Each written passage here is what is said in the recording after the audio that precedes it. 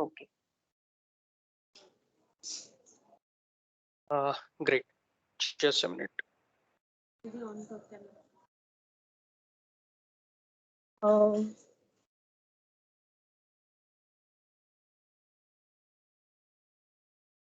Sir आपण कार्यक्रमाला start करूया का? Yes, 100%. Okay. Thank you so much Siddhi. मनपूर्वक धन्यवाद. एकतर मगाशी जे काही सुरुवातीला थोडेफार टेक्निकल तांत्रिक आपण बाबी म्हणू की त्याच्यात सगळा घोळ झाला. पण मराठी वाङ्मय मंडळ म्हणताना अर्थातच पहिली गोष्ट मला नमूद करायची अशी वाटते की विषय शिवाजी महाराजांचा आहे आणि एकंदरीतच आपण मराठी वाङ्मय मंडळाच्या निमित्ताने जे काही उपक्रम 15 आपण हा सुरू ठेवलेला आहे. तर सुरुवातच थोडीफार अशी की शिवाजी महाराजांनी मराठीसाठी काय केलं किंवा शिवाजी महाराजांच्या काळात मराठीसाठी काय झालं होतं. आपल्याला साधारणतः एक 4थीचा इतिहास, 7वीचा इतिहास आणि असेल तर कदाचित 10वीच्या इतिहासात थोडंफार शिवाजी महाराजांचं असतं. त्याच्या पलीकडे आपल्याला मुळात शिवाजी महाराजांचा इतिहासच फारसा नाहीये. मराठी आपलं बोर्ड घ्या म्हणजे राज्य मंडळ घ्या किंवा सीबीएसईचा तर काही संबंधच येत नाही. पण या सगळ्यामध्ये ज्यावेळेला आपण मराठी म्हणतो किंवा मराठी करता महाराजांनी काय केलं म्हणतो, तर त्याच्याकरता आपल्याकडे भरपूर काही गोष्टी उपलब्ध आहेत. आणि त्याचा एक छोटीशी मला एक तो नमूद करावासा वाटतो प्रसंग किंवा थोडक्यात जे काही आहे ते. आत्ताचे जे आपण शब्द वापरतो ना, हे बरेचसे शब्द मराठी आहेत. म्हणजे उदाहरणार्थ आपल्या महाविद्यालयाच्या प्रिन्सिपॉलला तुम्ही काय म्हणता मराठीत? मुख्याध्यापिका, प्राध्यापक. प्राध्यापक, प्राचार्य म्हणतो. आता हे शब्द प्राचार्य. पुढे सावरकरांनी दिले, पण त्याची सुरुवात ही भाषाशुद्धीची शिवाजी महाराजांच्या काळापासून झाली होती. आणि शिवाजी महाराजांनी एक म्हणजे प्राचार्य हा शब्द शिवाजी महाराजांनी दिलेला नाहीये, तो सावरकरांनी दिला नंतर.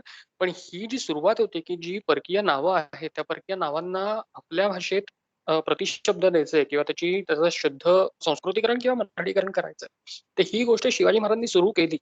आणि ज्यावेळेला आपण मराठी म्हणतो, महाराष्ट्रीयन म्हणतो किंवा एक आपल्याला जो काही एक अभिमान असतो, त्या अभिमानाची सुरुवात होते साधारणतः 1674 सालापासून. आणि 1674ला ज्यावेळेला शिवाजींचा राज्याभिषेक झाला, तिथून हे सगळं मराठीकरण सुरू झालं थोडक्यात असं आपण म्हणून चालूया. त्याच्यापूर्वी नव्हतं का? तर होतं, पण ते ज्ञानेश्वर माऊलींच्या काळापर्यंत वगैरेच आपण सीमित धरू आणि पुढे मग संतांचं जे काही कार्य आहे, संतांचा वाङ्मय आहे, त्या सगळ्यामध्ये होतं. पण महाराजांनी मुख्यत्वे करून काय केलं तर राज्यव्यवहार कोश बनवून घेतला, की ज्याच्यात राजकारभारातल्या ज्या काही गोष्टी होत्या म्हणजे उदाहरणार्थ पेशवा हे आपण सतत ऐकतो किंवा मुजुमदार ऐकतो. डबीर नावाचं एक पद होतं किंवा सेनापती आपण ऐकतो. सेनापती हा शब्दच शिवाजी महाराजांच्या काळापासून रुजू झाला. तत्पूर्वी सेनापती हा शब्द फारसा आढळत नाही. क्वचित काही ठिकाणी असूही शकेल, पण तो राज्यकारभारात रूढ करण्याकरता आजही ज्यावेळेला आपण म्हणतो, की सैन्याचा मुख्य कोणता तो सेनापती असतो. ते आपले जनरल असतील, चीफ ऑफ डिफेन्स असतील, कोणीही असतील. पण सेनापती हा शब्द सरनोबत हा जो काही एक शब्द होता, तर त्याला शिवाजी महाराजांनी दिला. पेशव्याला प्रधान म्हटलं. तो प्रधानाचा मुख्य प्रधान झाला आणि आजही आपण पंतप्रधान जे मराठीत म्हणतो, त्याची सुरुवात शिवाजी महाराजांनी केली आणि शिवाजी महाराजांच्या कानून जप्त्यात ती जी अष्टप्रधान मंडळाची नावं आहेत, त्या पेशव्याला पंतप्रधान हे नाव आहे. सेनापती सरनोबतला सेनापती हे नाव आहे. ती अमात्य वगैरे अशी ही सगळी नावं पुढे मंत्री, अमात्य वगैरे ही नावं येत गेली पुढे. न्यायाधीश हे त्यातलं एक शिवाजी महाराजांच्या काळात रूढ झालेलं नाव आहे. पूर्वी काझी किंवा अशा पद्धतीची पद असायची. पण महाराजांनी त्याला विशेषतः न्यायाधीश हा 4 अक्षरी शब्द दिला आणि आजही तो आपण वापरतोय. तर अशा पद्धतीचं हे सगळं मराठी करण्याचं काम शिवाजी महाराजांच्या काळातच सुरू झालं होतं आणि जे अजूनही अर्थात आपण वापरतोय. मुख्य विषयाकडे वळण्याच्या थोडंसं आधी एक नमूद करतो, की आपल्याला थोडा वेळ आज कट करावा लागेल अशा करता, की मला थोडंसं पुढे अजून ऑफिसचंही काम पेंडिंग आहे. सो आजच्या दिवसात आपण शिवाजी महाराजांच्या काळातल्या काही गमती-जमती किंवा काही अशा गोष्टी ज्या सहजा माहीत नसतात किंवा कदाचित ऐकलेल्याही असतील, पण त्यातली गंमत-जंमत माहीत नसते. अशा काही गोष्टी आपण घेऊया. काही शिवाजी महाराजांच्या काळातली लोकं होती, त्या लोकांबद्दल आपण थोडीफार माहिती जाणून घेऊया. आणि उद्या आणि परवाचा दिवस आपल्याकडे आहेच आहे. परवा, आज आणि उद्या आपण शक्यतो थोडं गोष्टी रूप बघूया. कारण तिन्ही दिवस टेक्निकल गोष्टीत मी जर जात गेलो, तर मग ते खूप कंटाळवाणं होईल आणि म्हणजे मी एकटाच बोलत राहीन आणि सगळे समोरनं गायब झाले असतील अशी परिस्थिती होईल.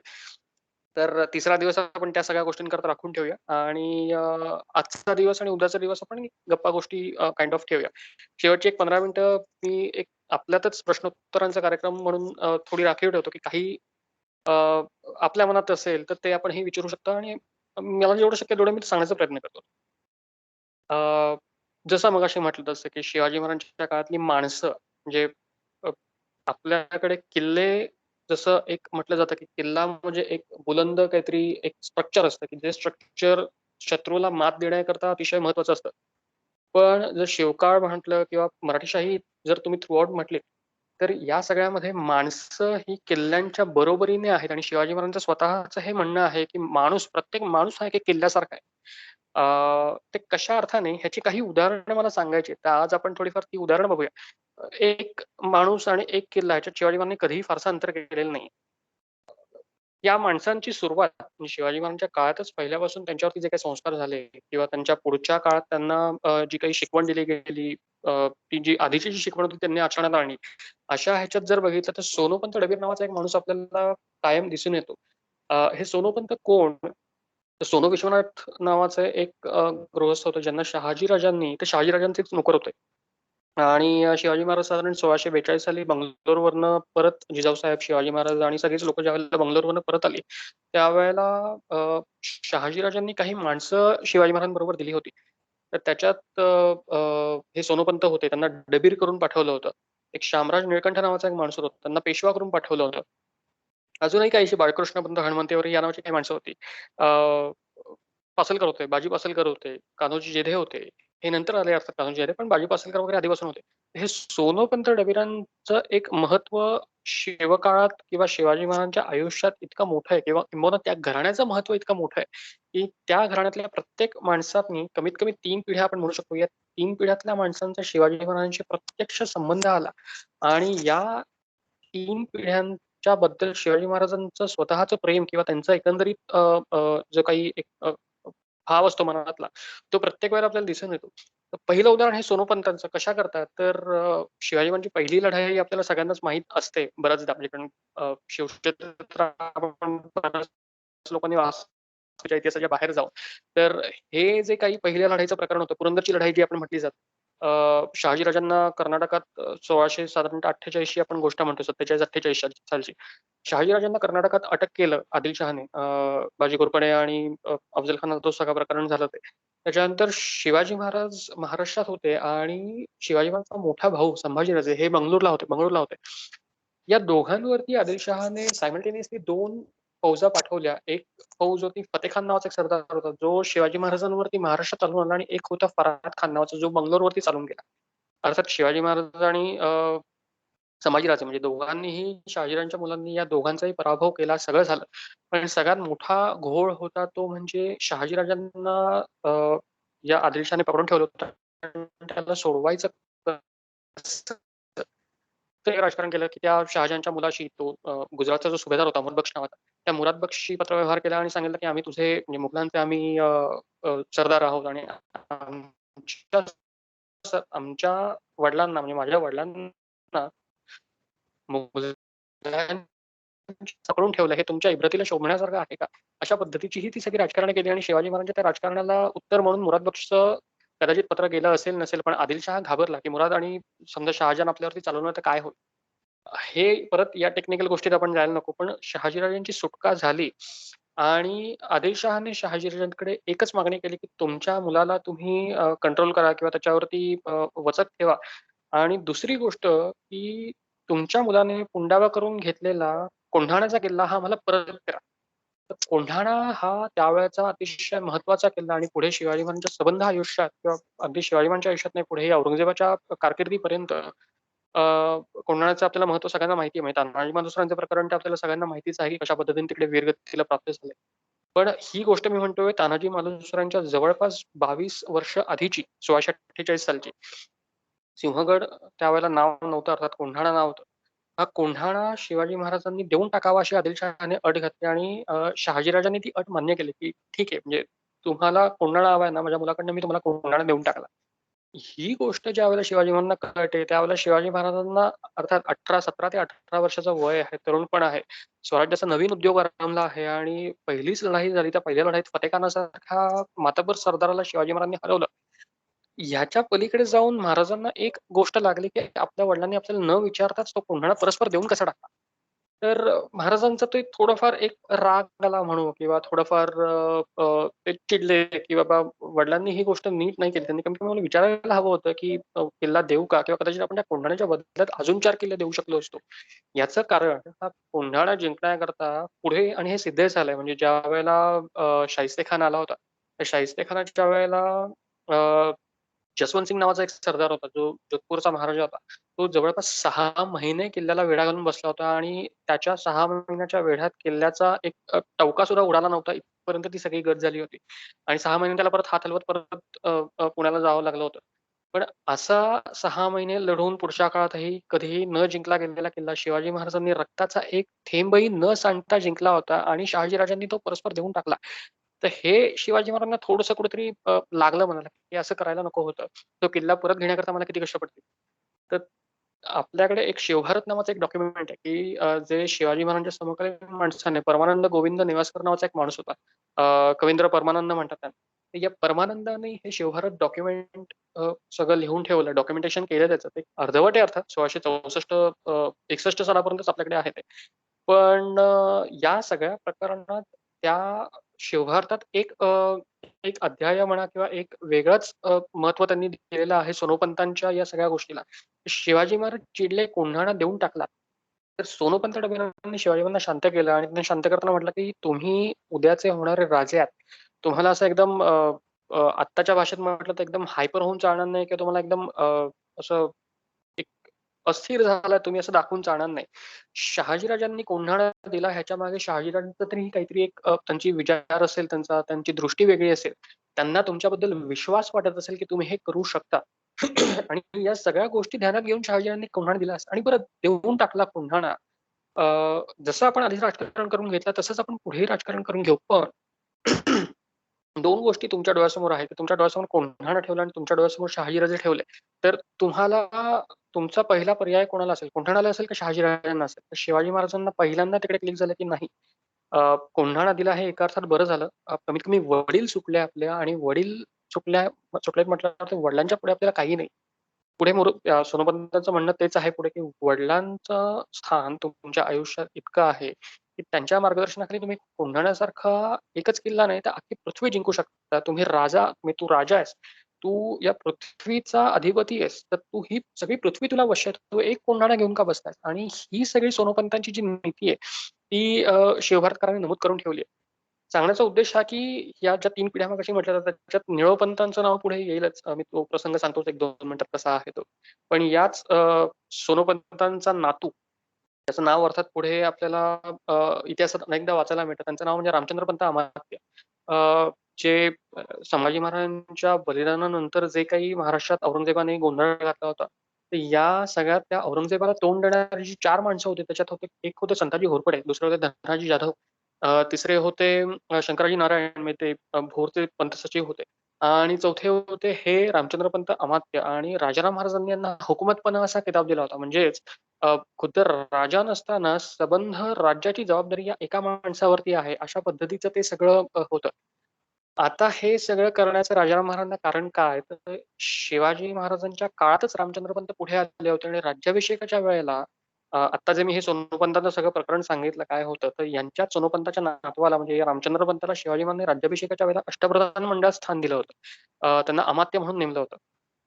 याच अमात्यांनी पुढे म्हणजे औरंगजेबाशी जे काही युद्ध झाली आणि त्याच्यात औरंगजेबाला नामोहरम केलं बऱ्याच बाबतीत ते सगळं झालं. पण पुढे म्हणजे साधारणतः सातारा आणि कोल्हापूर ही जी 2 शकलं झाली किंवा अ, 2 गाद्या निर्माण झाल्या. तर कोल्हापूरची जी गादी होती तर त्यातल्या संभाजीराजे जे होते राजारामांचा मुलगा, त्यांना राज्यकारभार कसा करावा हे शिकवण्याकरता या रामचंद्रपंत अमात्यांनी एक डॉक्युमेंट वेगळं लिहिलं. ते डॉक्युमेंट इतकं पुढे प्रसिद्ध झालं, की आजही त्या डॉक्युमेंटमधल्या बऱ्याच गोष्टी या शिवाजी महाराजांची नीती कशी होती हे सांगतात. ते डॉक्युमेंट अर्थातच त्या डॉक्युमेंटचं नावच आज्ञापत्र असं आहे. तर ती रामचंद्रपंत अमात्याची नीती किंवा त्याला आज्ञापत्र अशा पद्धतीचं ते म्हटलं जातं. तर हा एक सगळा थ्रेड आहे. मधला एक माणूस राहिला म्हणजे रामचंद्रपंतांचे वडील आणि सोनोपंतांचा मुलगा निळोपंत यांच्याबद्दल थोडंसं 1-2 मिनिटात सांगतो. अ, ह्यांचं आणि स्वराज्याचे पेशवे म्हणजे मोरोपंत यांचा एक संबंध होता. पण ही जर संबंधांची बाजू सोडली तर आपल्याकडे एक पत्र उपलब्ध आहे की ही माणसं किती साधी असायची, किती डाऊन टू अर्थ असायची. स्वराज्याचे पहिले पेशवे शामराज निळकंठ रांझेकर म्हणून होते, ते वृद्ध झाले. त्याच्यानंतर एक 6 महिन्याकरता स्वराज्याचे दुसरे पेशवे म्हणून नरहरी आनंदराव नावाचा एक माणूस नेमला होता. तो माणूसही कदाचित लवकर मृत्यू पावला किंवा कदाचित त्यांना बाजूला केलं आणि नंतर मोरोपंत पेशव्यांना पेशवाई दिली गेली.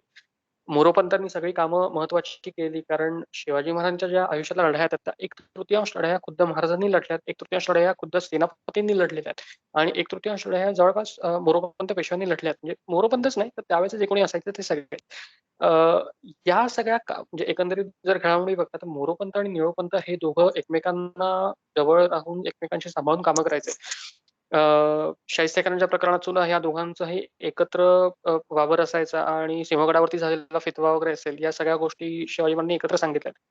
पण ह्याच्या नंतरचीच एक घटना आहे की शिवाजी महाराजांनी या शिवाजी महाराजांना मोरोपंत आणि निळोपंत या दोघांचा सत्कार करावा असं वाटलं. ह्याचं पत्र आपल्याकडे उपलब्ध आहे आणि ते पत्र मी कदाचित कोणाला हवं असेल तर मी शेअरही करतो. मूळ मोडीपत्रही आपल्याकडे उपलब्ध आहे. तर त्या पत्रातले जर उतारे आपण वाचले तर त्यातला एक गर्भितार्थ असा आहे की मोरोपंतांना शिवाजी महाराजांनी मानाची फुलं असतात, म्हणजे ती सोन्याची असतील, ती चांदीची असतील किंवा जी काही असतील ती. पण ती मानाची फुलं असतात, ती आपण समोरच्याच्या उंजळीत देतो. तर ही मोरोपंतांना 20 सॉरी मोरोपंतांना ही 25 फुलं दिली होती आणि या निळोपंतांना ही शिवाजी महाराजांनी 25 फुलं दिली. तर निळोपंतांचं त्याच्यावरती म्हणणं होतं की राजांनी सगळं केलं, आम्हाला सगळं मान्य आहे, आम्ही सगळं भरून पावलो. पण त्यातली वाक्य अशी आहेत की राजश्रींनी मोरोपंत प्रधान यास मेहरबान होऊन 25 फुले दिली. ते 25 फुलं त्यांना दिली तरी आम्हास कृपाळू होऊन 20च फुले द्यावी. म्हणजे तुम्ही मोरोपंतांना 25 देताय आणि मलाही 25 देताय असं करू नका. मी तुमच्या ह्याच्यात एक अमात्य या पदावरती आहे किंवा मी मुजुमदार आहे तुमचा. मोरोपंत हा मुख्य प्रधान आहे. तो जरी माझा आप्त असला किंवा तुमचा म्हणजे तुमच्याकडे आम्ही दोघंही सारखे असलो तरी ऍडमिनिस्ट्रेटिव्ह लेव्हलला तो माणूस वरच्या पदावरती आहे. तो माणूस हातात तलवार घेतो, प्रत्येक वेळेला युद्धावरती जातो आणि लढाया करून येतो.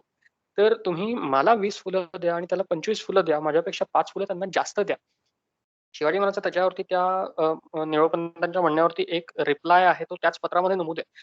आणि महाराजांचं स्पष्ट म्हणणं की महाराजांनी म्हणजे मी स्वतः ते म्हणताना पूर्वीच्या पत्रांमध्ये असं असतं की राजश्रींनी हे केलं म्हणजे स्वतः शिवाजी महाराज म्हणताना सुद्धा राजश्रींनी किंवा म्हणजे अशाच पद्धतीने ते शब्द वापरले जायचे.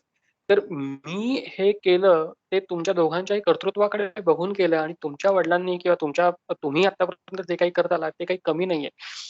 निळोपंतांचं त्यातलं दुसरं म्हणणं होतं की मला अजूनही युद्धावरती जायची इच्छा आहे. मला हातात तलवार घेऊन लढायची इच्छा आहे. तर शिवाजी महाराज म्हणतात की तुमचं तर वय झालंय. तुम्ही आता शांत बसा. तुमची ताकद आहे, तुमची उर्मी आहे, मला सगळं मान्य आहे. पण मला तुमच्यासारखी माणसं हवीत आणि मला तुमच्यासारख्या माणसांना गमवायचं नाहीये. तर तुम्ही पळावरती काम करा. तुम्ही राज्यकारभाराच्या त्या कचेरीत येऊन काम करा आणि तिथे तुम्हाला जे काही हवं ते करा. तर निळोपंत थोडे जरा कटू झाले की नाही म्हणजे मला हातात तलवार घेऊनच जायचं आहे की माझाच नातलग मोरोपंत तिकडे जाऊन सगळं लढतोय आणि मी फक्त इकडे येऊन हे सगळं कसं करत बसू. तर या सगळ्यामध्ये निळोपंतांच्या म्हणण्याला शिवाजी महाराजांचं उत्तर असं आहे की तुम्ही जे काम करताय, पत्र लिखाणाचं असेल किंवा इतर सगळ्या गोष्टींचं असेल, हे सगळं काम हे तितकंच महत्वाचं आहे. तुमच्या तलवार गाजवण्याच्या इतकंच तुमचं लिखाणाचं काम महत्वाचं आहे. आणि महाराजांचं एक त्याच्यात वाक्य आहे की अ, तलवार चालवणं आणि लेखनिकाचं काम करणं किंवा जे काही गुरु घेऊन हातात फळावरती लिहायला बसतात. ही दोन्ही कामे साहेब साहेब म्हणजे स्वतः शिवाजी महाराज साहेब बराबर मानिताती अशा पद्धतीचं ते वाक्य आहे. त्याच्यावरून आपल्याला एक गोष्ट दिसून येते की महाराजांचं लक्ष या प्रत्येक ठिकाणी कसं असायचं आणि महाराजांनी कोणाचाही कसा भेदभाव केला नाही की अमुक एक माणूस फक्त ऑफिसमध्ये बसून काम करतोय आणि अमुक एक माणूस फील्ड वर्क करतोय. पण या दोघांच्याही कामामध्ये फारसा फरक नाहीये आणि दोघांनाही तितकंच महत्त्व दिलं गेलं पाहिजे. कोणी फक्त आत्ताच्या गोष्टीशी मी रिलेट करतो. कोणी एक ऑफिसमध्ये बसून काम करतोय कॉर्पोरेट ऑफिसमध्ये आणि तुम्ही त्याला वरचा समजाल किंवा कोणी एक प्रॉपर फील्डवरती जाऊन काम करतोय, तर त्याला तुम्ही वरचा समजाल, तर तसं करून चालणार नाही. दोघं एकमेकांना परस्पर पूरक आहेत. एक थांबला तर दुसराही थांबणारच कधी ना कधी. त्यामुळे तुम्हाला दोघांचीही तितकीच आवश्यकता भासते. तर अशा पद्धतीचं हे सगळं एक शिवाजी महाराजांचं इतर आपल्या लोकांविषयीचं होतं. तिसरा माणूस म्हणजे बाळाजी चित्रे नावाचा एक शिवाजी महाराजांचा माणूस होता आणि त्यांच्याबद्दल बाळाजी औजींच्या बद्दल बखरींमध्ये सुद्धा काही आहे. या बाळाजी औजींच्याच वंशजाने पुढे एक सप्तप्रकरणात्मक चरित्र नावाची एक बखर लिहिली, जे शिवाजी महाराजांचं चरित्र आहे आणि 7 वेगवेगळ्या प्रकरणांमध्ये ते लिहिलं गेलेलं आहे. तर त्याच्यात त्या बाळाजी औजींची सगळी हिस्ट्री थोडीफार त्यांनी दिली, की ते मूळचे कोण होते, काय होते, त्यांना त्यांचा महाराजांकडे प्रवेश कसा झाला.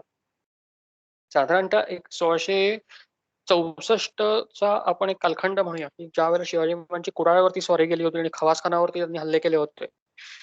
बाजी घोरपड्याला मारलं होतं. शहाजीराजांच्या मृत्यूच्या नंतरची ही सगळी गोष्ट आहे. तर त्याच वेळेला मालवण शिवाजी महाराजांनी जिंकलं आणि त्याच्या अलीकडे राजापूरवरती शिवाजी महाराजांचा हल्ला आला होता. राजापूरही शिवाजी महाराजांनी काबीज केलं होतं. तर या राजापुरात हे बाळाजी औजी चित्र शिवाजी महाराजांना मिळाले. त्यांची थोडी घरची गोष्ट आहे ती थोडी वेगळी आहे. म्हणजे त्यांच्या वडिलांना जंजिऱ्याच्या सिद्धीने पोत्यात भरून जंजिऱ्यावरनं ढकलून दिलं वगैरे अशा पद्धतीचं सगळं होतं. पण हा माणूस म्हणजे हा मुलगा त्यावेळेला आदिलशाही एका मामलेदाराकडे काम करत होता आणि त्याने शिवाजी महाराजांना पत्र पाठवलं, की तुम्ही इथे या, कोकणातली प्रजा तुमच्या आगमनाकरता आम्ही वाट बघतोय आणि लवकरात लवकर कोकणातही स्वराज्य व्हावं. तर अशा पद्धतीने हे सगळं झाल्यानंतर महाराजांनी तिकडे गेल्यानंतर राजापुरात जाऊन एकदम आपल्या माणसांना सांगितलं, की ज्याने हे पत्र लिहिलं त्याला घेऊन या. आणि ते पत्र घेऊन आल्यानंतर अर्थात महाराजांना तो माणूस हवा होता आपल्याकडे आणि बाळाजी औजींना त्यांनी त्यांच्या पदरी ठेवून घेतलं. या चिटणीसांच्या बखरीत पुढचा एक प्रसंग असा नमूद केला गेला, की माहिती मल्हाररामराव चिटणीस आहे, म्हणजे या बाळाजी औजींचाच खापरपंतू वगैरे आपण म्हणूया पुढचा. तर ह्यांनी एक प्रसंग नमूद करून ठेवला, की हा माणूस किती तल्लख बुद्धीचा होता. घटना कधीची आहे वगैरे त्यांनी काही नमूद केलेलं नाही. पण चिटणीस म्हणजे पर्सनल असिस्टंट जो काही राजाचा असतो. तर त्याचं काम काय असायचं, की खुद्द राजाने सांगितलेली प्रत्येक गोष्ट नमूद करून ठेवायची. जे काही वाक्य असतात, जे काही रोजनिशी असते, दैनंदिनी असते. रोजनिशी म्हणजे आपण जसा अर्थ घेतो डायरी त्या पद्धतीचा तो अर्थ नसतो. तर दिवसातल्या काही महत्त्वाच्या घडामोडी असतात त्या नमूद करून ठेवायच्या असतात. तारीख आणि ती घडामोड अशा पद्धतीने ते लिहिलेले असतात. रोजकीर्द म्हणायचं त्याला. तर हे सगळं लिहून ठेवायचं. काही मुख्य पत्र जी असतात ती पत्र आता त्यावेळेला कसं होतं, की एक पत्र मला पाठवायचं आहे, तर त्याच्या झेरॉक्स काढता मला येणार नाहीये. त्याच्या फोटोकॉपीज मला काढता येणार नाही. तर खुद्द ज्या माणसाला पत्र लिहायचं आहे, तर त्याच्या नावाने खुद्द चिटणीस स्वतःच्या हाताने पत्र लिहायचंय आणि इतर जी काही लोकं असायची म्हणजे मग मामलेदार झाला, तिकडचा सुभेदार झाला, तर त्या लोकांना त्याच पत्राच्या सेम कॉपीज पाठवायच्या, तर ती फडावरची इतर कारकून मंडळी लिहून द्यायची. पण चिटणीस खुद्द स्वतः त्या माणसाला पत्र लिहायचं शिवाजी महाराजांच्या नावाने, कारण त्यांचं ते कामच होतं. तर एक दिवशी असंच काहीतरी झालं आणि शिवाजी महाराजांनी पत्र लिहायला सांगितलं होतं आणि दिवसभराचा सगळा तो शीण वगैरे झाला. शिवाजी महाराजांनी पत्र सांगितलं. चिटणीसांनी कच्चा मसुदा लिहून घेतला आणि त्यावेळेला ती पद्धत होती. म्हणजे आपल्याकडे जसं शॉर्ट रायटिंगमध्ये जसं आपण लिहून घेतो आणि नंतर जाऊन ते फायनलाईज करतो. एम-ओ-एम वगैरे जसे आपले असतात, मिनिट्स ऑफ मीटिंग वगैरे, तर त्या पद्धतीचं ते सगळं असायचं. आणि चिटणीसांनी ते सगळं एका कच्च्या कागदावरती लिहून घेतलं आणि ते म्हणाले, की "मी संध्याकाळपर्यंत महाराज पत्र तयार ठेवतो आणि संध्याकाळी पत्र आपलं रवाना होऊन जाईल." दिवस गेला. शिवाजी महाराजांची एकंदरीतच म्हणजे दिवसभरची कामं होती ती सगळी संपली. आणि ह्याच्यानंतर ज्यावेळेला रात्रीची एक जेवण झाल्यानंतर दिवसभरात काय केलं याचा शिवाजी महाराजांनी आढावा घेण्याचा प्रयत्न केला. त्यावेळेला त्यांनी पटकन एकदम त्यांना आठवलं, की आपलं हे पत्र पाठवायचं राहिलंय. तर त्यांनी चिटणीसांना बोलवून घेतलं आणि ते महत्त्वाचं पत्र असल्यामुळे शिवाजी महाराजांनी त्यांना विचारलं, की तुम्ही पत्र पाठवलत का? तर चिटणीसांचं त्याच्यावरती एकदम ते दाखवलं नाही त्यांनी, पण ते आतून गडबडले, की त्यांनी पत्र पाठवलेलं नव्हतं. पण पत्र पाठवलं असंच सांगितलं आणि शिवाजी महाराजांना काय हुकी आली काय माहिती, पण महाराजांनी एकदम येऊन चिटणीसांना म्हटलं, की "वाचा." आणि रात्रीची वेळ मशाल म्हणजे त्या बखरीमध्ये तो प्रसंग रंगवलेला आहे, की रात्रीची वेळ तो मशाल जी उभा आहे. आणि चिटणीसांनी त्या एक कागद काढला आणि तो कागद ते वाचायला लागले. आणि शिवाजी महाराजांनी सांगितलेलं जे पत्र होतं त्या बरहुकूम शब्द ना शब्द त्या चिटणीसांनी जसाच्या तसा कागदावरती वाचून काढला. आणि तो मागे उभा असलेला मशाल जी तो त्याने वाकून बघितलं, की किती पत्र राहिलं अजून आणि ते नेमकं त्याला दिसलं, की कोरा कागद चिटणीस वाचतात. तर नेमकं वाचतायत काय ते? त्याला काही कळलं नाही आणि तो काहीतरी हसला किंवा त्याने काहीतरी एक चुळबुळ केली आणि ते शिवाजी महाराजांच्या नजरेतून सुटलं नाही. तर महाराजांनी एकदम त्याला चिडून विचारलं, की "हसायला काय झालं?" म्हणून. "इथे आम्ही इतक्या गंभीर गोष्टीवरती बोलतोय. ते गंभीर पत्र पाठवलं जातंय आणि तुला हसण्यासारखा मध्येच काय झालं?" तर तो एकदम बावचळला आणि तो काहीच बोलला नाही. तर शिवाजी महाराजांनी परत सांगितलं चिटणीसांना, की "तुम्ही तुमचं जे पत्र आहे ते पुढे वाचन चालू ठेवा. मी ऐकतोय." हे सगळं ऐकून झाल्यानंतर शिवाजी महाराजांची मूर्त त्याच्यावरती उमटवायची म्हणून शिवाजी महाराजांनी म्हटलं, की "बघू पत्र" आणि शक्य करून लगेचच्या लगेच ते पाठवून द्या. चिटणीसांचं सगळं तिथे अवसान जवळपास गळालेलं होतं. त्यांनी तो हातातला कागद दिला आणि तो कागद जवळपास कोरा होता. शिवाजी महाराजांनी एका बाजूला बघितला कोरा, उलटून बघितला कोरा. त्यांना काही कळत नाही म्हणजे नेमकं प्रकरण काय? चटणीसने आत्तापर्यंत वाचलं तरी काय होतं? आणि त्यांना एकदम त्या गोष्टीचा उलगडा झाला, की तो माणूस मगाशी एकदम चुळबुळ का करत होता? किंवा तो हसला काय? तर शिवाजी महाराजांनी विचारलं, की "काय म्हणे हे चिटणीस साहेब, म्हणजे तुम्ही नेमकं वाचलत तरी काय? मला का वाचता येत नाहीये ते?" तर त्याच्यावरती चिटणीसांनी म्हटलं, की "महाराज तुम्ही जे पत्र सांगितलं ते दिवसभराच्या एकंदरीतच गोष्टींमध्ये माझं इतकं राहून गेलं होतं, की मला ते लिहिण्याकरता वेळ नाही मिळाला आणि मी तसंही ते लिहून पाठवणार होतोच आज रात्रीपर्यंत किंवा उद्या सकाळपर्यंत ते पत्र आपलं जाणार होतं. पण ते नाही जमलं त्याच्यामुळे ते राहून गेलं. पण माझ्याकडनं ती चूक झाली आणि मला त्याची क्षमाता हवी." तर शिवाजी महाराजांनी ते नंतर चिटणीसांचा सन्मान केला. त्यांना वंशपरंपरागत नंतर पुढे चिटणीशी वगैरे मिळाली राज्याभिषेकाच्या वेळेला. त्यांचं अक्षर इतकं महत्वाचं होतं, मोत्यासारखं होतं चिटणीसांचं आणि आजही बाजीराव चिटणीसांचे पत्र आपल्याकडे उपलब्ध आहेत. किमान माझ्या पाहण्यात अशी 10 ते 8 ते 10 पत्र बाळाजींच्या हस्ताक्षरातली आहेत, की जी अतिशय सुवाच्य आहेत. आपल्याकडे जे शाळेत असताना आपल्याला एक पद्धत असते, की शिरोरेख ओढताना आपण पेन्सिल घेऊन ओढतो, म्हणजे पट्टी घेऊन ओढतो आणि त्याच्यानंतर आपण लिहायला सुरुवात करतो. तर त्या सगळ्या गोष्टींमध्ये अ, अ, हे सगळं होताना बाळाजी औजींनीही काही नवीन नियम आणले. बाळाजी औजींनीही पत्रलेखन करताना नवीन काही नियम आणले. त्यांनी रूळ नावाच्या पद्धतीचा एक उपयोग केला, की एक एक लाकडी दांडका असतो. तो दांडका ठेवायचा. त्याने शिसाने वरती रेघ ओढायची आणि त्याच्यावरती मग गुरूने लिहून ते अक्षर लिहायला घ्यायचं.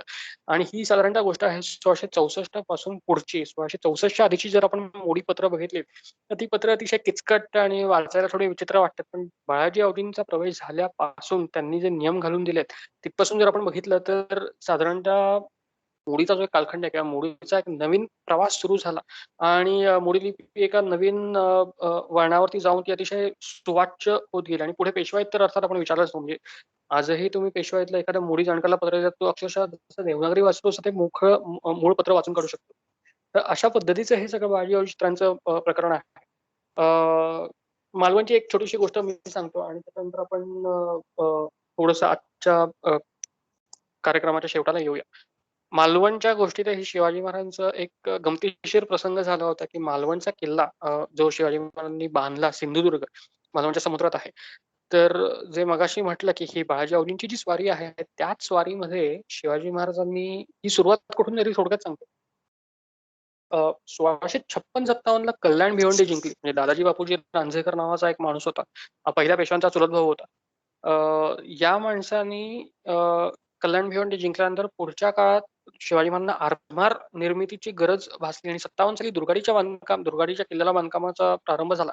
इथून शिवाजी महाराजांचं आरमार निर्माण व्हायला लागलं आणि 1664 साली हे आरमार बांधून पूर्ण झालं. जवळपास एक 6 ते 7 वर्षाचा आपण हा एक सगळा काळ म्हणूया आपण.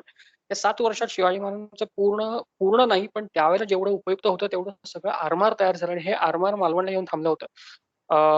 सुरतेची स्वारी झाली.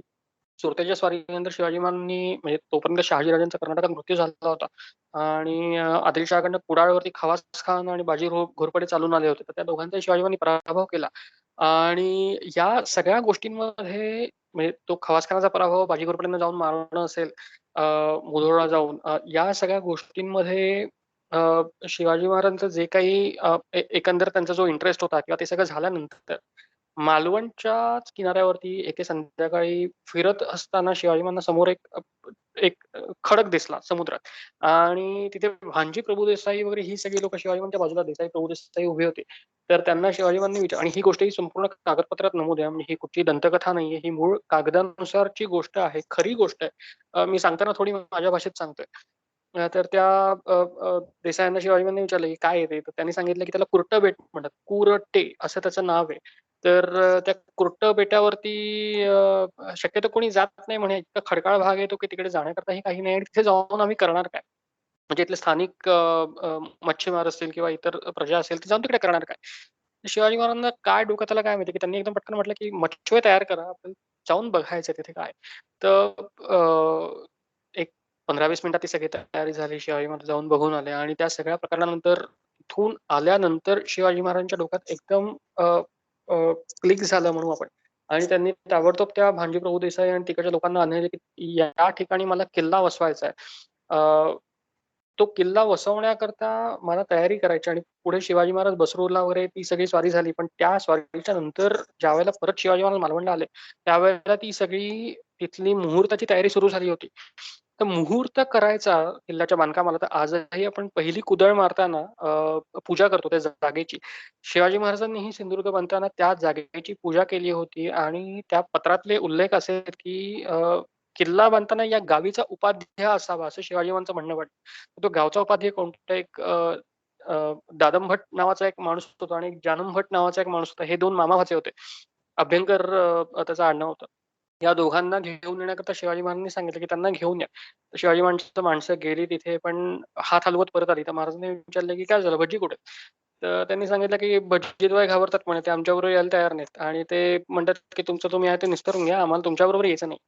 तर महाराजांनी परत पाठवलं. ती दुसरी गेलेली जी माणसं होती ती परत आली. तिसऱ्यांदा महाराजांनी वैतागून म्हटलं, की "येत नसेल तर त्यांना पकडा, त्यांना उचला आणि घेऊन या माझ्यासमोर. मला त्यांच्याशी बोलायचं आहे." शेवटी झालं त्याला म्हणजे ही महाराजची माणसं गेली. त्यांना त्या 2 भटजींना अक्षरशः उचललं आणि शिवाजी महाराजांच्या समोर आणून बसवलं.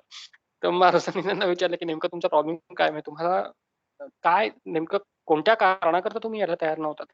तर त्यांनी एकंदरीत जे काही उत्तर दिलं, की "अजूनही तुमचं स्वराज्य लहान आहे. तुम्ही अजूनही घाटमाथ्यावरती आहात. कोकणात तुमचं काही फारसं नाही अजूनही. म्हणजे तुमचं पल्लीवन किंवा पाली मंडणगड पाली जे आहे किंवा रायगडचा जो वरचा भाग आहे, तिथपर्यंतच तुमचं स्वराज्य आहे. पण तळकोकण जे म्हणतो आपण, रत्नागिरीच्या खालचा भाग, मग तो कुडाळ असेल, मालवण असेल, वेंगुर्ला असेल, अ, किंवा गोवाचा जो बारदेश वगैरे, गोवा तर पोर्तुगीजांकडेच होतं, बारदेश आणि साष्टी वगैरे. पण हा सगळा भाग अजूनही पोर्तुगीजांच्या आणि आदिलशहाच्या सरहद्दीवरती आहे. तर त्यामुळे आम्ही तुम्हाला मदत केली असं जर त्यांना कळलं, तर उद्या तुम्ही निघून गेल्यानंतर तुमची ठाणी आहे ती पळून जातील आणि ती लोकं आमच्यावरती येऊन हल्ले करून आम्हाला पकडतील आणि शिवाजीला किल्ला बांधायला मदत या 2 ब्राह्मणांनी केली. म्हणून आम्हाला दोघांना आत म्हणजे आमचे हाल करतील थोडक्यात.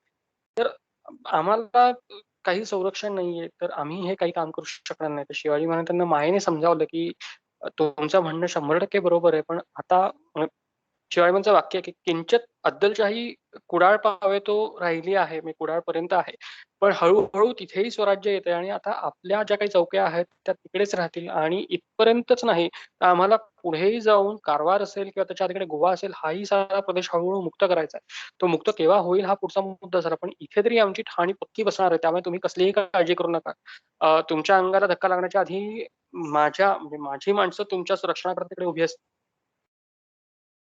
अशा पद्धतीने हे सगळं हा तो प्रकार घडला होता. पुढे झालं म्हणजे शिवाजी महाराजांच्या त्या अभयाकडे त्या 2 माणसांनी मालवणच्या किनाऱ्यावरती अजूनही तो मोरयाचा धोंडा नावाचं एक ठिकाण आहे मालवणच्या किनाऱ्यावरती. तिकडे ती पूजा वगैरे झाली होती आणि तो सगळा मालवणचा प्रसंग झाला. पुढे 2 वर्षांनी मालवणचा किल्ला बांधला गेला. तोपर्यंत शिवाजी महाराज अ, आग्र्यावरून परत आले होते. 2 वर्षात मालवणच्या किल्ल्याचं बांधकाम अतिशय उत्तम पद्धतीने बांधलं गेलं आणि हे जे रामचंद्रपंत अमात्य जे मी म्हटलं मगाशी, त्या रामचंद्रपंत अमात्यांना पुढच्या 1 वर्षातच किल्ल्याची सबनिशी दिली गेली आणि रायाजी भोसले नावाचा तिकडे एक किल्लेदार नेमला. तर या अशा काही छोट्या-मोठ्या घडामोडी आहेत, की एकंदरीतच शिवाजी महाराजांचे किल्ले किंवा शिवाजी महाराजांच्या माणसांविषयीची एक घटना सांगतात. पण अर्थात अजून एक घटना मला सांगायची अशी आहे, शेवटची घटना. किल्ल्यांच्या बाबतीत माणूस किती जागरूक असतो आणि एखाद्या माणसाला म्हणजे राजा असताना तुम्हाला कर्तव्य तुमचं असतं, की एखाद्या माणसाबद्दल तुमची नजर इतकी चौकस लागते, की कोण कधी कसं काय करतं हे तुम्हाला कळावं लागतं. तर सिंहगडच्या बाबतीत हा एक प्रकार झाला होता आणि सज्जनगडच्या बाबतीत हा एक प्रकार झाला होता. सिंहगडचा आपण म्हटलं तर जेजुरीचे घडशी आणि कोळी असे 2 वादी-प्रतिवादी होते. कारण त्यांच्यातल्या वादात जेजुरीकर ते गुरव लोकांनी वगैरे गुरवपणाचा जो तंटा होता. तर गडशी कोळ्यांच्या वादात सिंहगडचा किल्लेदार त्यावेळेचा नागोजी गुजर नावाचा होता. तर त्यांनी आणि चिंचवडचे जे देव होते म्हणजे मोरया गोसावींचेच पुढचे वंशज आपण म्हणूया नारायण देव. तर त्यांनी त्याच्या त्या वादात उडी घेतली आणि त्या घडशी कोळ्यांपैकी त्या अ, एकाची बाजू घेऊन एकाला अ, अ, सिंहगडावरती कैरी टाकायला सांगितलं. शिवाजी महाराज नेमके त्यावेळेला तिथे नव्हते आणि शिवाजी महाराजांना ज्यावेळेला ही गोष्ट कळली, की असं-असं झालंय, त्यावेळेला त्यांनी तिथे जाऊन पहिल्यांदा त्या किल्लेदाराला अ, अ, हुकूम दिला, की मुळात तू नोकर कोणाचा आहेस? माझा आहेस का देवांचा आहेस? तू जर देवांचा नोकर असशील, तर ताबडतोब किल्ल्यावरनं निघ, चिंचवडला जा आणि तुला तिकडे जे काही करायचं ते पूजेचं सामान वगैरे आणण्याच्या त्या गोष्टी करत बस. दुसरीकडे देवांना त्यांनी हे खडसावलं, की तुम्ही मला गुरुस्थानी आहात वगैरे सगळं मला मान्य आहे. पण तुम्ही राजकारणात ढवळाढवळ करायची नाही. तो किल्ला माझा आहे. त्या किल्ल्याचं एकंदरीत व्यवस्थापन किंवा त्याची एकंदरीत लष्करी त्याचं महत्त्व हे मला जास्त माहिती आहे. तुम्ही उगाच कोणालाही किल्ल्यात घालावं, त्या स्वराज्यातल्या लोकांचे न्यायनिवाडे करत बसावं हे काम तुमच्याकडे नाहीये. तुम्ही दुपारत्या करत बसता, तुम्ही देवाचा करत बसता पर्यंत ठीक आहे, पण राज्यकारभार तुम्ही लुडबुड करू नका. त्या पत्रातले जे काही शब्द आहेत ते अतिशय महत्त्वाचे आहेत, की महाराजांचं एकच वाक्य आहे, की तुमची बिर्दी बिर्दी असा तो शब्द आहे. तुमची बिर्दी आम्हास द्या आणि आमची बिर्दी तुम्ही घ्या, असं ते एक वाक्य आहे. तर बिर्दी म्हणजे बिरुदावली जी काही असते, म्हणजे ते शिवाजी महाराजांच्या पत्रात आपल्याला ते क्षत्रिय कुलावतंस वगैरे जे काही मिळतं. तर तशी जी धार्मिक बिरुदावली होती ती त्यांची देवांची होती, ती शिवाजी महाराजांना द्या आणि देवांनी शिवाजी महाराजांचा राज्यकारभार करत बसा तिकडे, अशा पद्धतीचा एक टोमणा शिवाजी महाराजांनी मारलेला. पण हीच गोष्ट ज्यावेळेला सज्जनगडच्या वेळेला झाली, त्यावेळेला शिवाजी महाराजांनी असं अजिबात केलेलं नव्हतं. रामदास स्वामींना ज्यावेळेला सज्जनगडावरती जायला शिवाजी महाराजांनी सांगितलं, त्यावेळेला तिथल्या किल्लेदाराला शिवाजी महाराजांनी हुकूम दिला, की रामदास गोसावी गडावरती येतील. ही दोन्ही पत्र आपल्याकडे उपलब्ध आहेत. तर रामदास गोसावी गडावरती येतील, तर त्यांना जे काही हवंय नकोय ते 100% बघा. ते ज्यावेळेला येऊ म्हणतील त्यावेळेला त्यांना येऊ द्या आणि ते ज्यावेळेला जाऊ म्हणतील त्यावेळेला त्यांना जाऊ द्या. त्यांना अडवण्याचा तर प्रयत्न करूच नका, पण त्यांच्या सेवेत जर काही चुकीचं झालं तर माझ्या इतका वाईट माणूस दुसरा कोणी नसेल, हे एका किल्लेदाराला शिवाजी महाराजांचं म्हणणं आहे. आता ही दोन्ही उदाहरणं जर लक्षात ठेवली तर साधारणतः चिंचवडकर देवांनी राजकारणात ढवळाढवळ केल्यामुळे शिवाजी महाराज भडकले आणि त्यांनी चिंचवडकर देवांना बाजूला राहण्याचा एक उपदेश केला. दुसरीकडे रामदासांची ज्यावेळेला गोष्ट येते त्यावेळेला शिवाजी महाराजांना ही गोष्ट पक्की माहिती की रामदास कितीही म्हटलं तरी ते आपल्या राज्यकारभारात कधीही ढवळाढवळ करणार नाही. त्यांचं जे काही आहे ते कार्य त्यांच्या पॅरलल लेव्हलला ते सगळं चालू ठेवतं, पण आपल्या कामात ते कधीही ढवळाढवळ करणार नाहीत. हा एक विश्वास म्हणू आपण किंवा ही खात्री म्हणू, ही शिवाजी महाराजांनी असल्यामुळे त्यांनी त्या जिजाऊजी काटकर नावाचा जो किल्लेदार होता, त्या पत्राची तारीखही सांगतो. दिनांक 8 ऑगस्ट 1676चं हे पत्र आहे. तर त्या पत्रात हे सगळं दिलं, की रामदास गोसावीच्या वेळेला येतील त्यांना येऊ द्या, ज्यावेळेला म्हणतील त्यावेळेला उतरू द्या. त्याच्यात त्यांना घर, जागा बरा करून देणे असा एक वाक्य आहे. बरा या शब्दाचा अर्थ जो आपण आत्ता म्हणतो तसा नाहीये. म्हणजे त्यावेळेचे अर्थ खूप वेगळे असतात. बरा म्हणजे अतिशय उत्तम हा मूळ शब्द आहे. अजूनही काही असे शब्द आहेत म्हणजे फाजील किंवा जो म्हणतो तो फाजील म्हणजे ही अतिशय उच्च प्रतीचा असा आहे, पण त्याचा आत्ताचा अर्थ काहीतरी वेगळाच होतो. तर हे एकंदरीत अशा पद्धतीने शिवाजी महाराजांचे गडकिल्ले असतील किंवा माणसं असतील ह्यांच्या प्रती असलेला त्यांचा दृष्टिकोन असेल, त्यांच्या मनातले भाव असतील, त्यांचं बोलणं असेल, वागणं असेल आणि सतत जे काही सजग राहून काम करणं असतं. म्हणजे देवांच्या बाबतीत असेल आणि तेच रामदासांच्या बाबतीत असेल. या 2 गोष्टींमध्ये फरक पडतो. पुढे अर्थात राज्याभिषेक आणि त्याच्या पुढचं जे काही आहे ते खूप मोठं प्रकरण आहे. त्यामुळे आज आपण त्याच्यात जायला नको. साधारणतः उद्या आपण ह्याच्या पुढच्या शतकातल्या गोष्टींवरती गप्पा मारूया. तर मी आत्ता इथे थांबतो. आपण एक 10 मिनिटं साधारणतः प्रश्नोत्तर काही असतील तर घेऊया.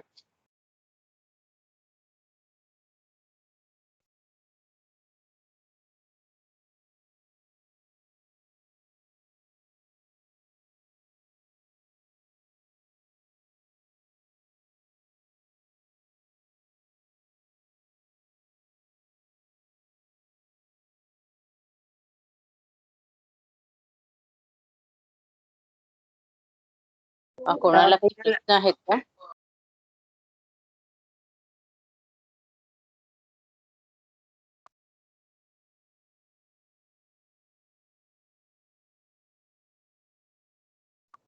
सनी?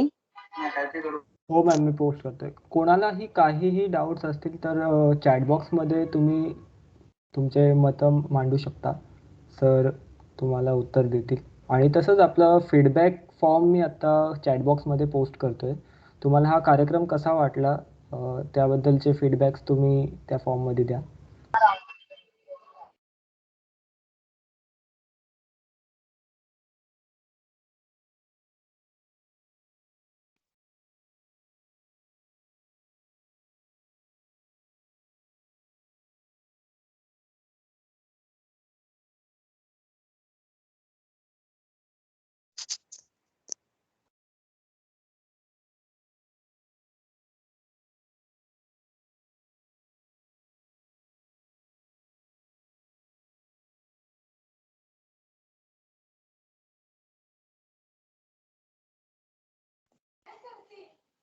Sir, thank you so much.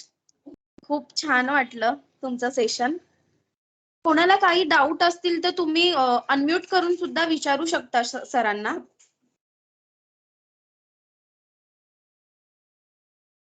किंवा चॅट बॉक्स मध्ये तुमचे डाऊट टाकू शकता.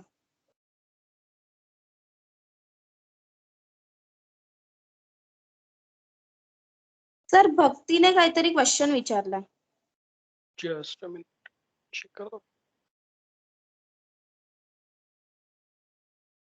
ओके. मोस्ट कॉमन प्रश्न जो आजपर्यंत कायम विचारला जातो, आवड कशी लागली म्हणताना ह्याचं उत्तर खरंच देणं कठीण आहे. कारण एकतर जे लहानपणापासून आपण दिवाळीतले किल्ले म्हणतो किंवा इतर सगळ्या गोष्टी असतात. पण एक गंमत जर बघायला गेली ना, तर आपल्याकडे 4थीच्या इतिहासाच्या पुस्तकाच्या मागे एक पत्र छापलेलं आहे आणि ते मोडी पत्र आहे आणि तिथपासून मग ते प्रश्न पडायला सुरुवात झाली आणि तुम्हाला प्रश्न पडते ना, तेव्हा तुम्हाला ती आवड निर्माण व्हायला तयार होते. की तुम्ही स्वतःलाच प्रश्न विचारत जाता, त्या प्रश्नाचे उत्तर नाही मिळालं तुम्ही इतरांना विचारत जाता. तर मग ते एक-एक गोष्ट तुमचं निराकरण होत जातं तुमच्या समस्यांचं. तुम्हाला लोकांकडनं मार्गदर्शन मिळत जातं. काही लोकांकडनं मला असंच थेट मार्गदर्शन मिळालं, काहींकडनं अप्रत्यक्ष मिळालं.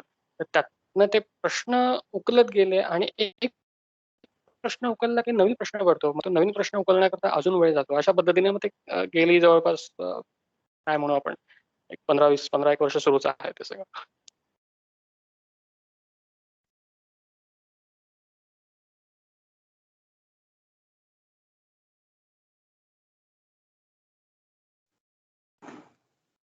अजून कोणाला काही क्वेश्चन आहे का? नमस्कार सर. नमस्कार. मी प्राध्यापक संदीप खांडेकर. मी भरपूर तुमचे कार्यक्रम ऐकलेले आहेत. मराठी वाङ्मय मंडळाच्या वतीने आपण भेटलो देखील आहे कॉलेजमध्ये. आणि मला एक सर असा एक प्रश्न विचारायचा की शिवाजी महाराज आणि रामदास स्वामी यांची नक्की भेट कधी झाली? म्हणजे मी थोडंसं वाचन केलंय, त्याच्यामध्ये मला असं दिसून आलं की त्यांची भेट ही म्हणजे रामदास स्वामींची जी आश्रम आहेत, म्हणजे पहिला त्यांचा जो आश्रम होता तो महाबळेश्वरला होता, म्हणजे तिथे. आणि चंद्रराव मोरे तिथून त्यांची हे झालेली आहे, म्हणजे शिवाजी महाराज. आणि नंतर अचानक मग शिवाजी महाराजांची आणि म्हणजे असं पण आहे की आग्राच्या भेटीमध्ये शिवाजी महाराजांनी एक स्वतः एक रामदास स्वामींचा एक व्यक्ती पण त्यांच्यामध्ये होता. असं एक म्हणजे एका 1000 माणसं जी होती त्याच्यामधला एक जो हे होता त्याला. पण शिवाजी महाराजांची नक्की भेट कधी झाली ही म्हणजे सुरुवातीला भेट झाली की राज्याभिषेकाच्या आधी झाली, ही एक्झॅक्ट काय आहे ते थोडंसं मला हा थोडं मला डाऊट आहे. प्रवाह आहेत म्हणजे 2 मतप्रवाह आहेत आपण म्हणून चालू. एक मतप्रवाह असा आहे की जो म्हणतो की 1649 साली झाली. पण हे जे मत आहे ना, हे थोडंसं ऐतिहासिक दृष्ट्या ज्यावेळेला आपण पुरावे म्हणतो म्हणजे त्या टेक्निकल गोष्टींमध्ये आपण परवा जाऊया. कागदपत्र कशी असतात, ती कागदपत्र खरी-खोटी कशी म्हणायची असतात किंवा एखादा कागद तुमच्या समोर आला म्हणजे उदाहरणार्थ माझ्यासमोर हा कागद आहे. या कागदात काय लिहिलेलं आहे हे मी वाचू शकतो, पण तो कागद प्रत्यक्ष शिवाजी महाराजांनीच बनवलेला आहे, की त्यांच्या नावाने दुसऱ्या कोणी बनवलेला आहे. अशाही गोष्टी अनेकदा असतात. तर ह्या कागदपत्रांचं खरे-खोटेपण आपण नंतर बघू. पण हे जे डॉक्युमेंट आहे ज्याच्यावरून 1649 म्हटलं जातं, हे डॉक्युमेंट शिवाजी महाराजांच्या मृत्यूच्या जवळपास 125 वर्षानंतर लिहिलं गेलंय. म्हणजे शिवाजी महाराजांचा मृत्यू 1680 ला झाला आणि साधारणतः 1810 मध्ये या डॉक्युमेंटचा पहिला भाग लोकांसमोर आला. तत्पूर्वी हे डॉक्युमेंट 1783 मध्ये लिहिलेलं गेलेलं होतं, पण ते प्रकाशित नव्हतं झालं. जे पुढे मल्हाररामराव चिटणीसांनी म्हणजे बाळाजीरावजींच्या वंशजांनी ते प्रसिद्ध केलं. आणि ती हनुमान स्वामींची बखर नावाचं ते एक ती बखर आहे आणि त्या बखरीत त्यांनी असा उल्लेख केला की 1649 साली चाफळचं राम मंदिर बांधलं. म्हणजे 1649 हे मी सांगतो, त्यांनी तो त्यावेळेचा शालिवांशक आणि ते सगळं दिलेलं आहे. तर त्याच्यात ते चाफळचं राम मंदिर बांधलं आणि त्यावेळेला त्यांची पहिली भेट झाली. पण ह्याला ऐतिहासिक दृष्ट्या पुरावा काही नाही. आणि ती भेट झाल्याचे आपल्याकडे जे काही पुरावे आहेत ते 1672 सालचे आहे. राज्याभिषेकाच्या 2 वर्ष आधीच आहे. ऑगस्ट 1672 त्या सुमाराचे आहेत. ह्याच्याकरता 3 मुद्दे आहेत किंवा 3 आपण म्हणून चालू 3 महत्त्वाचे पुरावे आपल्याकडे आहेत. एक पुरावा खुद्द समर्थांचं पत्र शिवाजी महाराजांना दिलेलं की ते निश्चयाचा महामेरू बहुत जनाचे अधर उघरे आहे. या पत्रात जळपती गडपती वगैरे म्हटलंय त्याच्यात तू घोडदळाचा वगैरे आहेस, तू पायदळाचा प्रमुख आहेस, तू हे सगळं मान्य केलं तरी हयपती म्हणजे हत्ती आणि जळपती म्हणजे तुमचं आरमार हे तयार होण्याकरताच मुळात शिवाजी महाराजांना साधारणतः 56-57 सालानंतरचं सगळं उधळावं लागलंय. हे पत्र 1649 सालचं असेल तर शिवाजी महाराजांकडे तोपर्यंत आरमार नव्हतं. आरमाराची सुरुवातच झाली कल्याण भिवंडी जिंकली 1657 सालच्या नरक चतुर्दशीला दिवाळीच्या दिवशी. तर त्या दिवशी कल्याण जिंकल्यानंतर दुर्गाडीच्या किल्ल्याला प्रारंभ झाला आणि सायमल्टेनियसली शिवाजी महाराजांनी पोर्तुगीज कारागीर आणून तिथे आरमार निर्माण करायला सुरुवात केली. जळपती म्हणताना तुम्ही आरमारावरचा तू समुद्रावरचा एक राजा आहेस असं ज्यावेळेला समर्थ म्हणतात त्यावेळेला अर्थात समर्थांना काही हा दृष्टांत झाला नव्हता की 8 वर्ष किंवा 10 वर्ष नंतर कधीतरी शिवाजींचा आरमार निर्माण होईल. तर ते 49 सालची ती गोष्ट नाहीये. बरं हे पत्र 49 सालचं नाहीये कशावरनं? तर हे म्हणजे हा एक मुद्दा झाला आणि हे पत्र लिहीपर्यंत त्या दोघांची भेट झाली नव्हती. तर खुद्द त्याच्या ज्या शेवटच्या ओळी आहेत की तुमचे देशी वास्तव्य केले परंतु वर्तमान नाही घेतले. ऋणानुबंध विस्मरण झाले काय नेणो असं ते समर्थ विचारते. मी तुमच्या देशात राहूनही आपली भेट होऊ शकली नाहीये. तर या ऋणानुबंधाचं काय जे विस्मरण झालंय आपल्याला काही कळत नाही अशा पद्धतीचं ते समर्थन सगळं आहे. हा एक पुरावा झाला. दुसरा पुरावा आहे भास्कर गोसावी आणि या लोकांची काही पत्र आपल्याकडे उपलब्ध आहे. तर भास्कर गोसावी यांना हे शिवाजी महाराजांकडे साधारणतः 1658च्या फेब्रुवारीत वगैरे ही गोष्ट आहे. ते राजगडावरती गेले होते आणि राजगडावरती जाऊन ते भिक्षा मागण्याकरता गेले होते. तर तिथे पहिल्यांदा 1658 साली समर्थांच्या बद्दल शिवाजी महाराजांना समजलं आणि त्यांनी चौकशी केली की ते कोण म्हणजे त्या पत्रात ही वाक्य आहे की राजगडावरती भिक्षा करता गेला असता राजा समोर आला आणि आम्ही सांगितलं राजाला की राजाने विचारलं की तुम्ही कोण? तर यांनी सांगितलं की आम्ही श्री समर्थांचे शिष्य. तर शिवाजी महाराजांनी विचारलं की ते कोण? ते म्हणजे समर्थ. त्यांनी तो सगळा हे सांगितलं की मूळचे गंगातीरी जामचे राहणं वगैरे आणि मग ते जे काही आहे ते आणि आम्हाला त्या शिष्यांना असा उपदेश केला गेला की तुम्ही चाफळच्या राम मंदिराकरता गावोगावी फिरून भिक्षा मागा आणि त्या रामाला नैवेद्य दाखवा.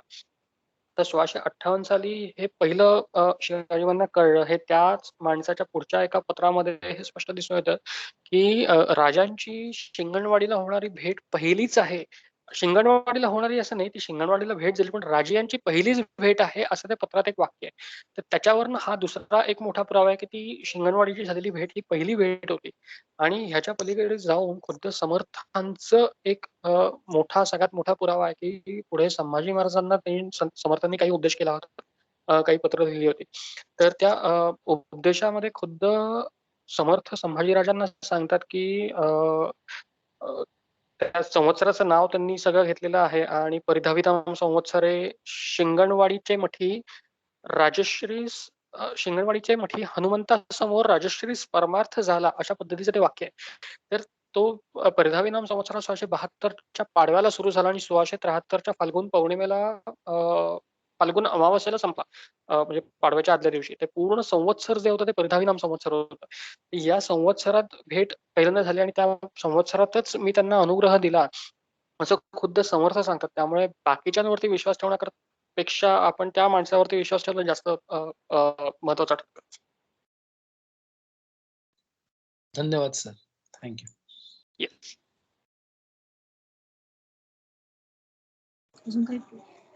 अजून काही कोणाला प्रश्न आहेत का?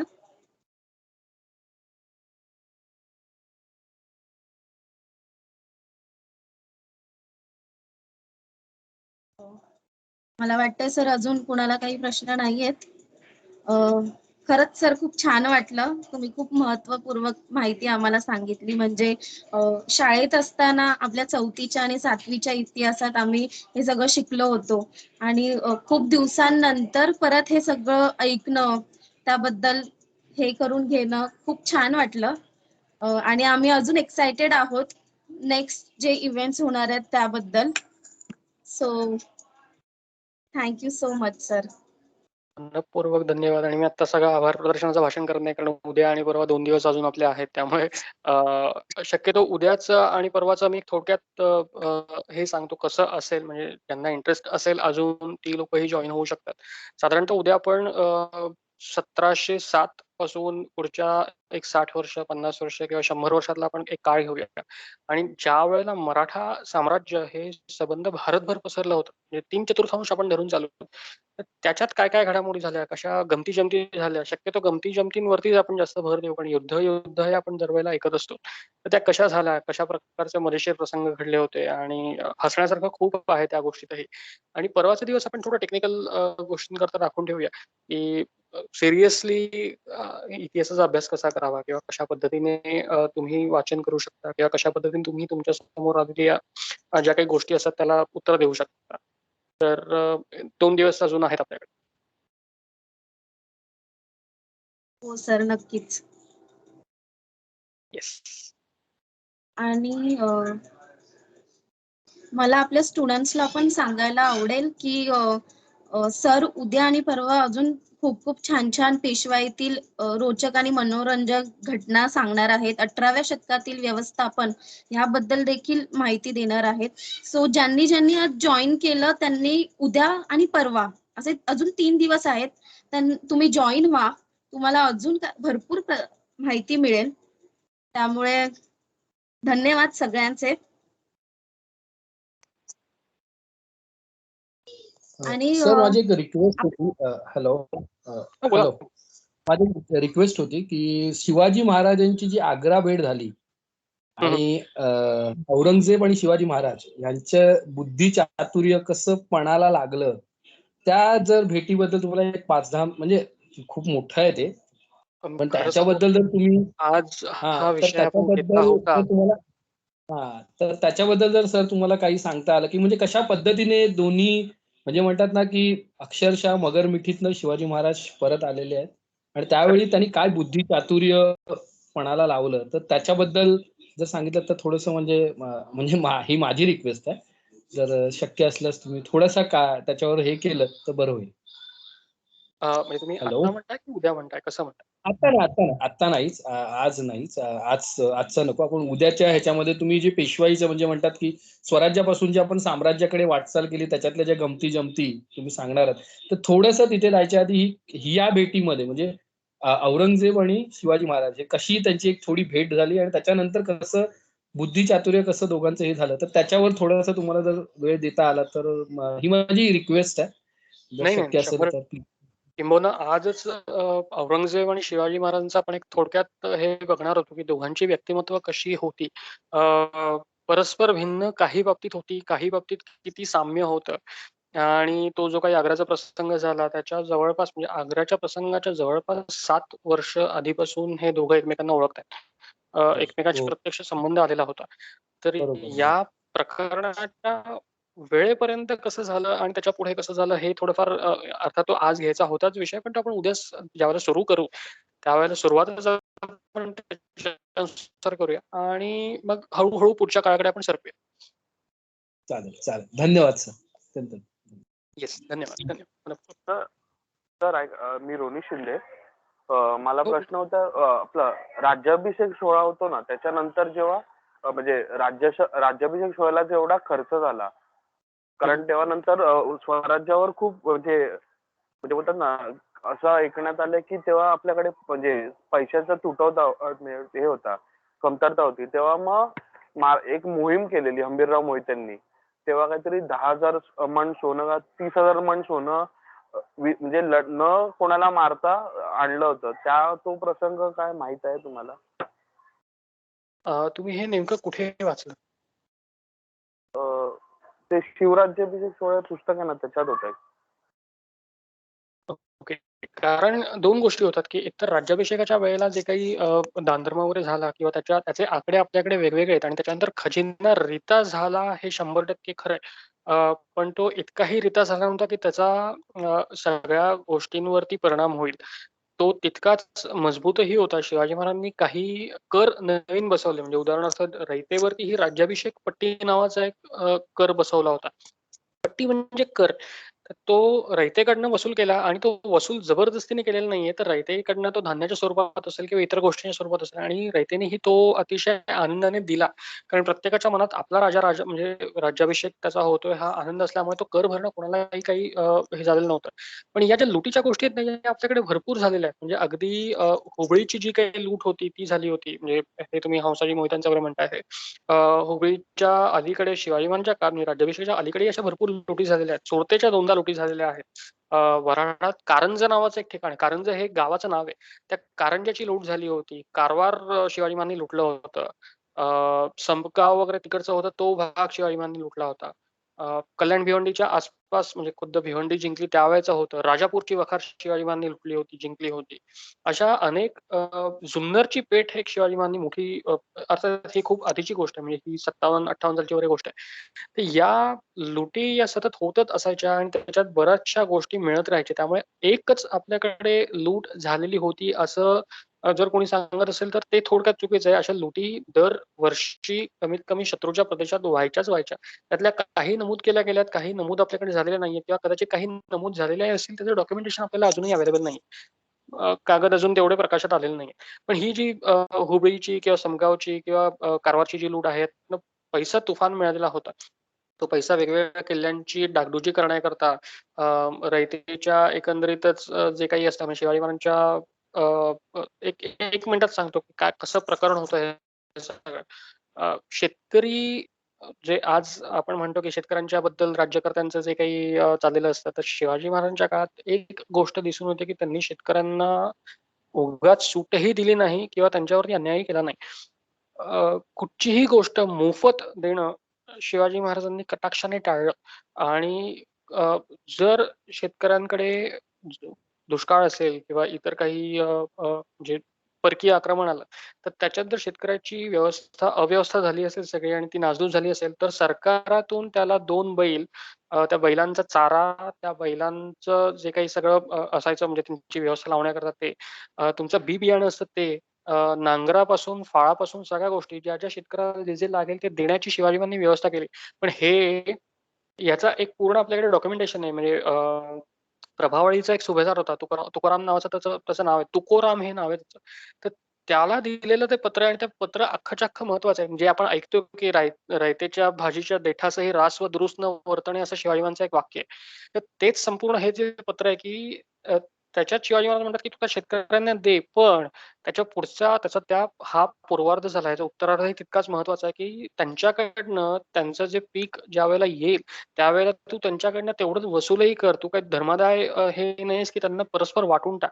असं जर प्रत्येकाला आपण करत गेलो तर स्वराज्याचा खजिना टोटली रिकामा होऊन जाईल आणि आपण बाकीच्या काहीच गोष्टी आपण करू शकणार नाही.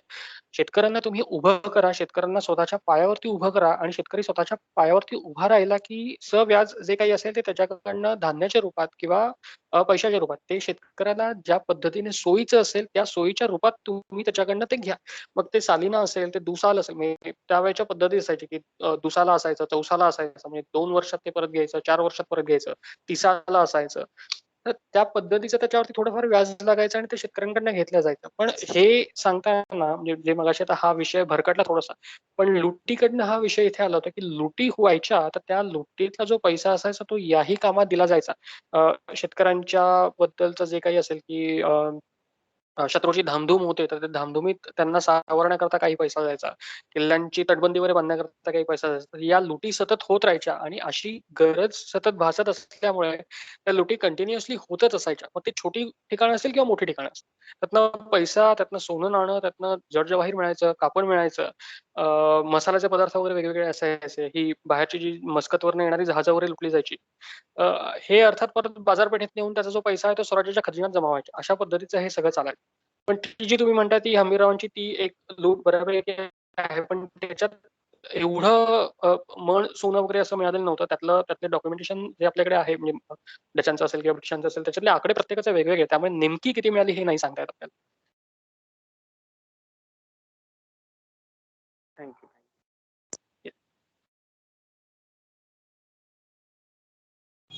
रॉनिश, आय गेस तुला तुझ्या क्वेश्चनचं आन्सर मिळालं असेल. हो, हो. मला हेच सांगायचंय सगळ्यांना, माझ्या मित्र आणि मैत्रिणींना, की तुम्ही तुमचे जेवढे क्वेश्चन्स असतील ते तयार ठेवा, कारण की आपल्यासोबत अजून 2 दिवस सर असणारच आहेत आणि तुम्ही तुमचे क्वेश्चन्स तयार ठेवा. सो सर आपल्याला सांगतीलच. धन्यवाद सर. आपण धन्यवाद. आपलं आजचं सेशन इथे थांबवूया. धन्यवाद रोहिणी मॅम, प्रथमा मॅम आणि सर उमेश कोयंडे सर, आणि जे माझे मित्र